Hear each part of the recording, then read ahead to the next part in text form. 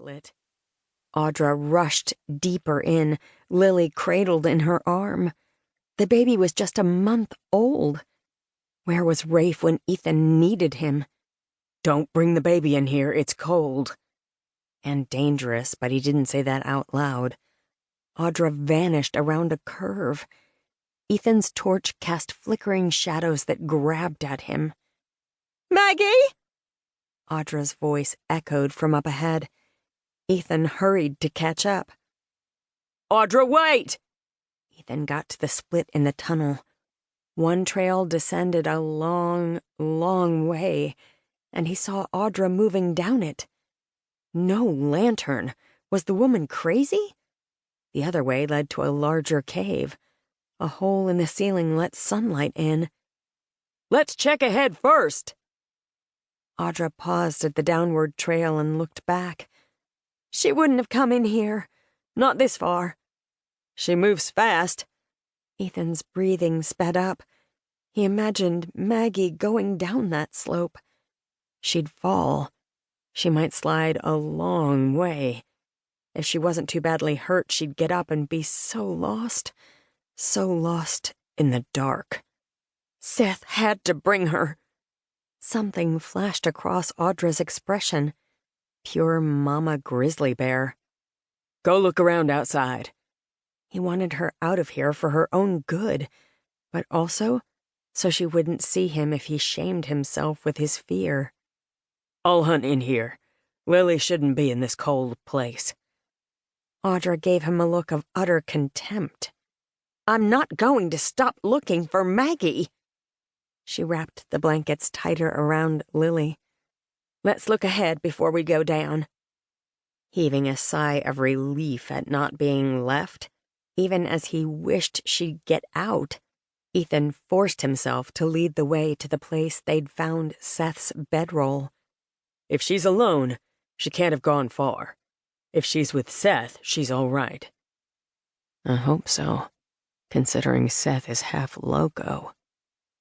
They reached the small cave room with the light trickling in from overhead. It was empty. Ethan's panic subsided just a bit with the light shining in from the punctured ceiling. Then he thought of where he had to go next, and his heart pounded until he could feel it in his ears. Ethan turned to that downward tunnel. "Audra, this floor is steep and it's cold and wet. You shouldn't have Lily in here." "Are you going to lead the way, or should I?" Gritting his teeth, he set out. "At least let me go first.